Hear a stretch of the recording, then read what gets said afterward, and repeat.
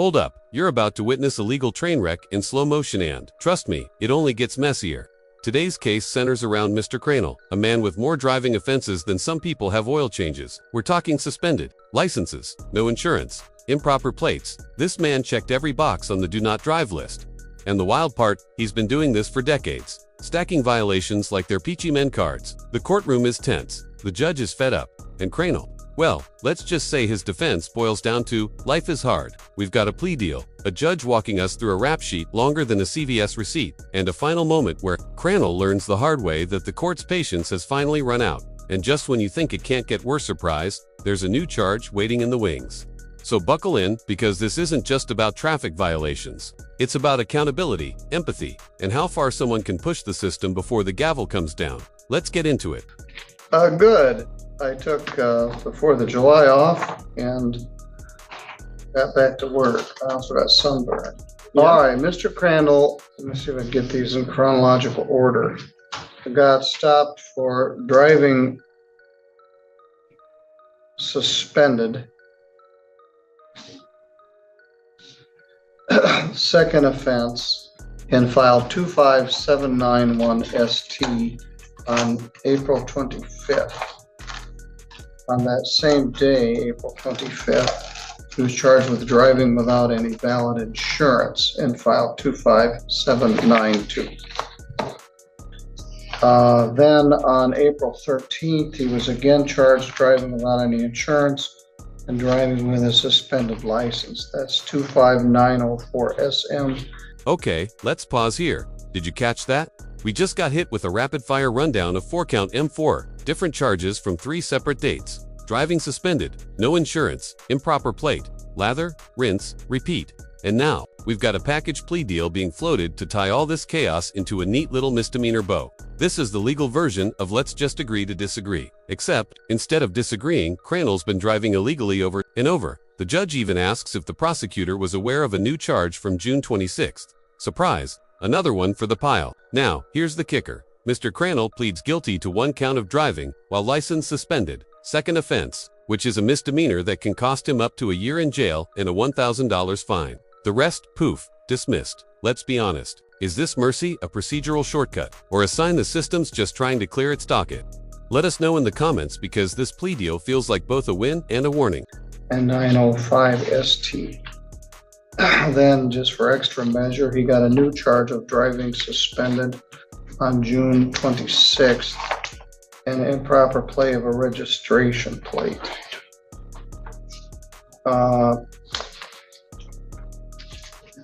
He hasn't even been arraigned on that charge yet, but I believe the prosecutor was aware of it.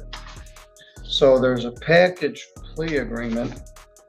The defendant is going to plead to 1 count of driving suspended, second offense. And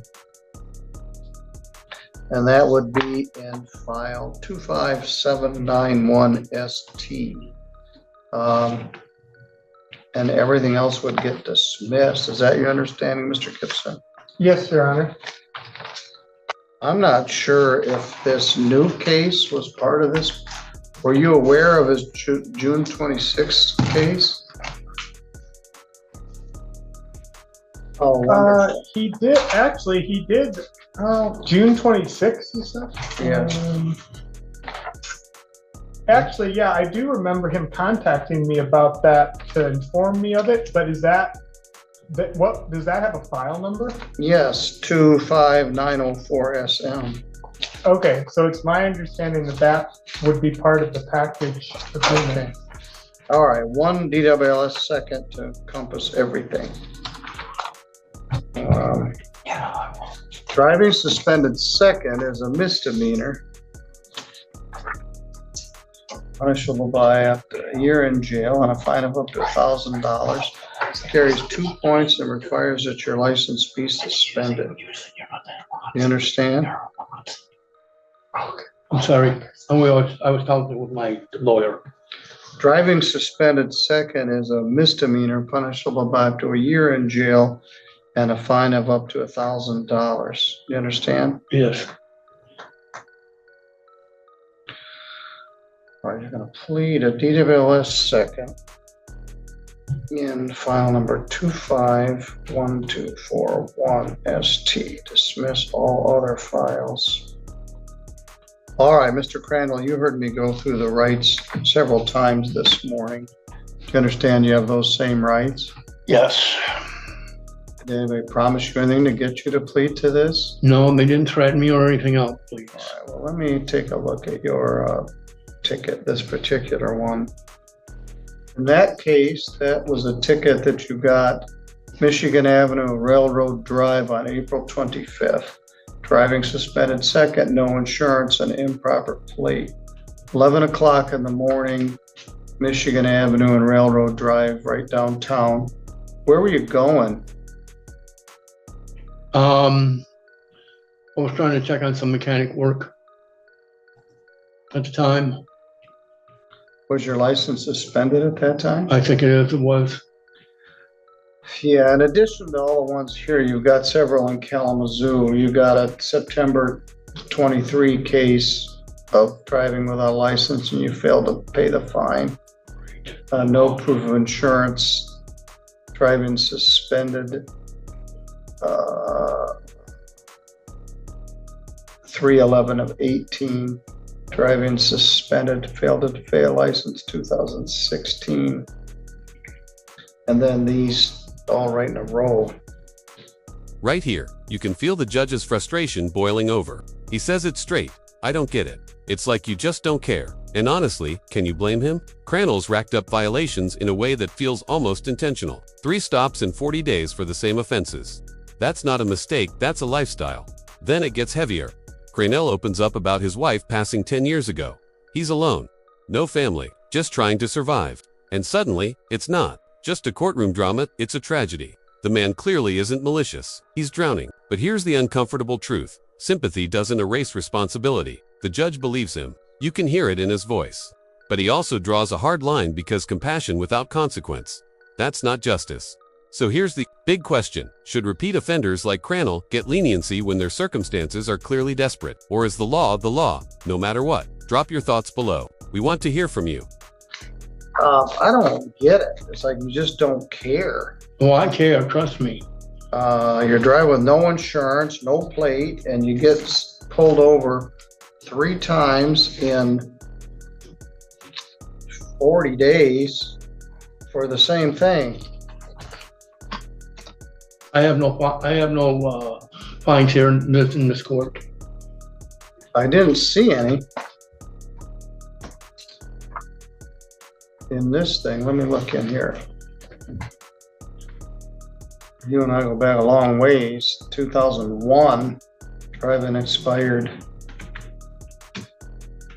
Proper plate. Do you know if the defendant has any alcohol related? No, I don't drink. Okay. No, I don't think there's driving suspended. You must have 15 driving suspendeds in here, going back to 2001 when I was still prosecutor. You got defaulted on the registration plate, but that's going to be dismissed. I just don't get it. All right. Can I explain? Yes. My wife is dead. She's been dead for 10 years. I'm the only one where I'm at. Yes, and you told me that when I met you the last time. Yeah, yes, and it still goes. Yes. All right. Well, I got no family. Yes. You think I'm lying to you? I'm not. No, I believe everything you're saying, but that doesn't give you the right to just keep driving with no insurance and no plates, and you get arrested, you bond out, you get arrested, come back. They dismissed everything except this one-year offense. They don't want me to put you in jail for 1 year.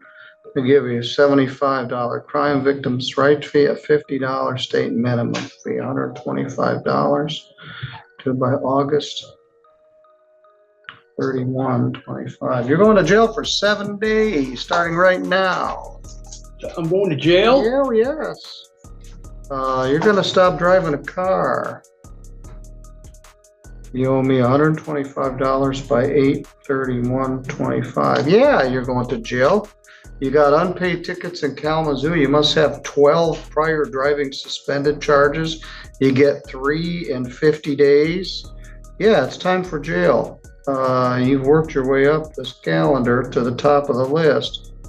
7 days in jail. You'll get a day of good time. You owe me $125 when you get out. You can go with a court officer.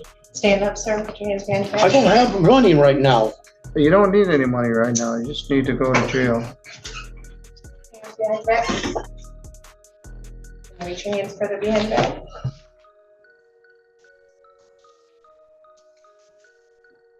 Well, 7 days? Yes. I can make it more if you'd like. No. Let's go, sir. All right, Mr. Crandall, you're good to When am go. I going to be able to get out? Just a moment. You'll get out in 6 days. What is? Yes, today's Friday. You'll probably get out next Thursday. Let's go. Do you have a pet? Yeah, I got 3 of them. All right, we're gonna let you make a phone call to somebody to take care of your pets. And just like that, the gavel falls. Crandall gets 7 days in jail, 1 dismissed misdemeanor left standing, and a stack of past offenses that could fill a small novel. The judge makes it clear this isn't about punishment anymore. It's about making him stop driving. Period. The court even gives him time to call someone to take care of his 3 beats before he heads to jail. A small mercy in a hard moment. Crandall walks out, not just with a sentence, but with a stark warning. The law may bend, but it eventually bites back. So what do you think? Was this fair? Too harsh? Not harsh enough? Did the system finally hold him accountable, or did it miss the bigger picture? If you found this case as shocking as we did, make sure to hit that like button. Share your thoughts in the comments, and don't forget to subscribe for more jaw-dropping courtroom breakdowns. Just like this one, we've got more drama, more legal twists, and plenty of moments that will leave you speechless. See you in the next case.